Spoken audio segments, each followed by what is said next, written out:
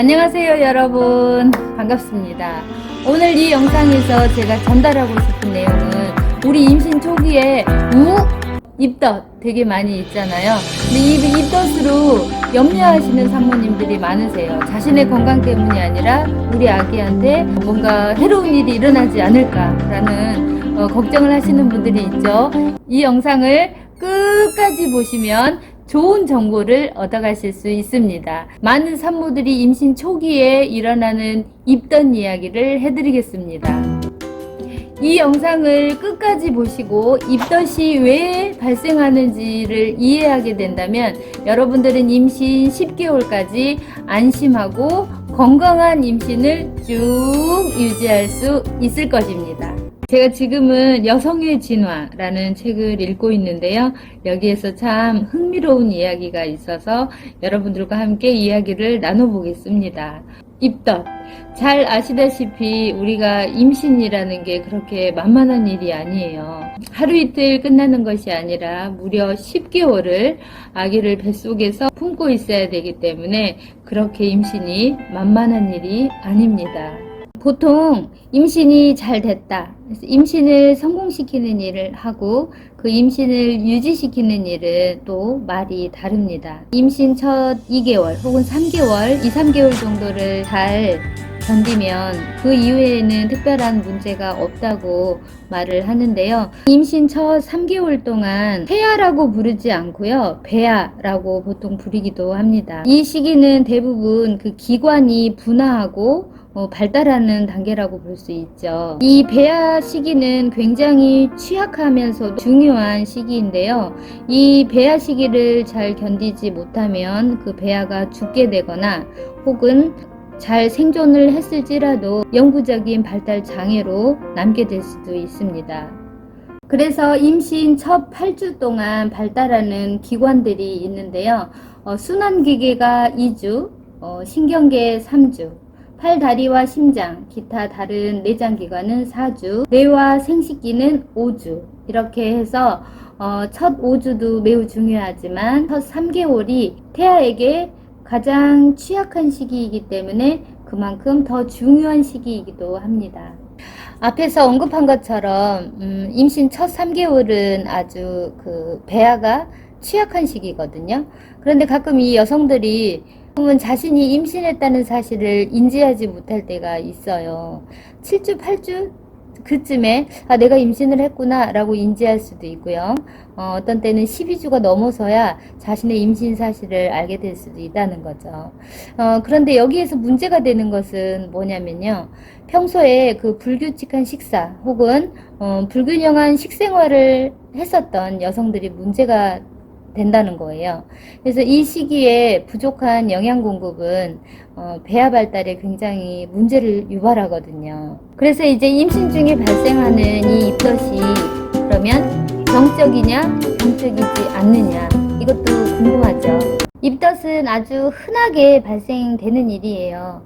미국 기준으로 봤을 때 임산부의 90%가 입덧을 경험한다고 합니다. 그래서 이 입덧은 임신 중에 지극히 정상적으로 일어나는 반응이기도 하고 임신의 한 과정으로 보기도 합니다. 그럼에도 불구하고 이 입덧을 치료하기 위해서 다양한 약물들이 개발되어 나와 있죠. 그런데 이 책에서 보면요. 1950년대에는 이 입덧 문제를 해결하기 위해서 개발된 탈리도마이드 이 약이 있었는데 이 탈리도마이드로 인해서 수천 명의 아이들이 심각한 기형을 가지고 태어난 일들도 있습니다. 그래서 이 입덧은 방어일까요? 결함일까요? 진화생물학자 마지 프로펫 이분은 뭐라고 얘기를 했냐면요. 초기 임신 중에 이렇게 토하는 거 있죠. 오심이 태아의 발달에 해가 될 수 있는 위험한 물질이나 독소로부터 어머니와 아기를 보호하기 위해 진화한 형질이라고 주장합니다.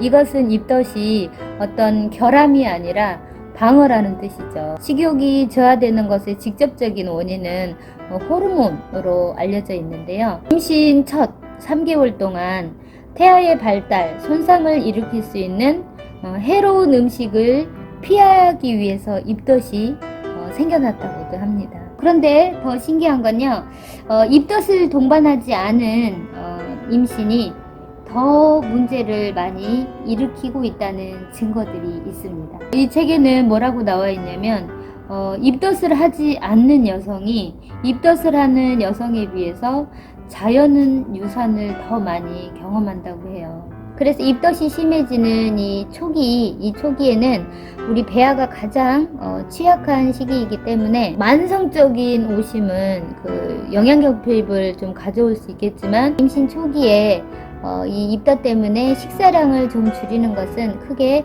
문제가 되지 않는다고 합니다. 대부분 구토나 오심이나 이런 것들은 12주, 보통 3개월이 지나고 나면 없어지거든요. 이 입덧이라는 것은 엄마는 많이 힘들겠지만 태아는 자기를 보호하기 위한 사인이기 때문에 어쩌면 우리 애기 태아는 많은 이득을 보고 있는 시기입니다. 임산부가 입덧을 하는 시기에 꺼리게 되는 음식들이 있는데 어떤 거냐면 얼얼한 음식, 쓴 채소, 또 과숙한 과일, 매운 음식, 훈제 음식 뭐 이런 것들인데요.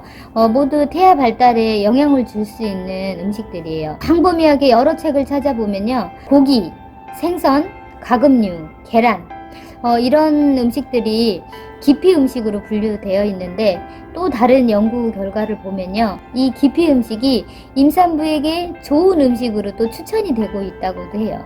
그러니까 각 나라의 토양, 어떤 문화 이런 거에 따라서 기피 음식과 추천 음식이 조금씩은 달라진다는 얘기입니다. 그런데 이제 구역감이라든지 오심이라든지 이런 것들이 너무 심하고 어느 한계점을 넘어가서 탈수 현상을 일으키거나 이런 병적인 것들은 치료 영역인 거죠.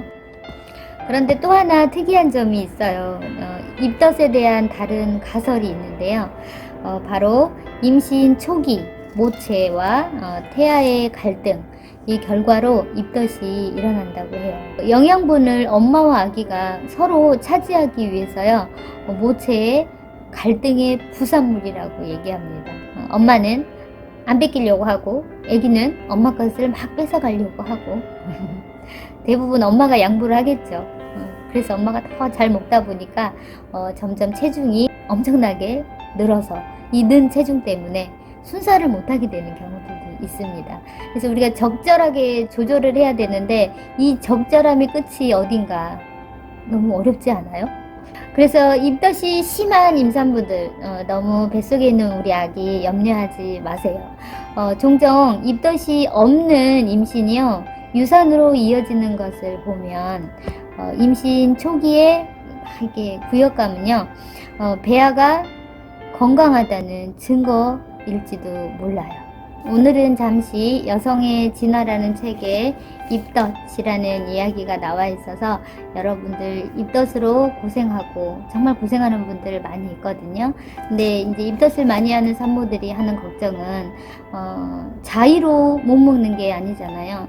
냄새가 너무 심하게 나고 냄새만 나도 토할 것 같고 사실 굉장히 힘들어하는 우리 초기 산모님들 많이 있는데 이분들의 걱정이 뭐냐, 내가 못 먹음으로 인해서 우리 뱃속의 아이가 잘못될까봐 혹은 작게 자랄까봐 이런 염려가 사실 굉장히 많이 있어요. 그런데 이 책의 내용대로 하자면 결국은 우리 아기는 임신 초기에 본인이 굉장히 취약한 상태에 있기 때문에 게다가 엄마가 외부에서 독소가 가득한 혹은 좋지 못한 음식을 먹게 되면 본인은 이 생명을 유지할 수가 없는 거예요. 그래서 엄마한테 신호를 보내는 거죠. 먹지 마, 먹지 마. 이렇게 해서 자신을 보호하는 그 사인을 엄마한테 입덧으로 내보낸다는 거예요. 그래서 너무 염려하지 마시고요. 너무 심하면 물론 치료를 받아야겠지만 우리가 또 입덧에 좋은 음식들 있잖아요. 절대 탈수되지 않도록 수분 공급 많이 하시고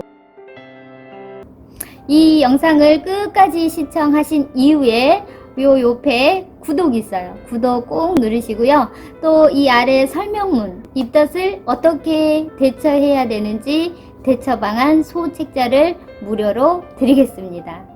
오늘 영상 잘 보셨습니까?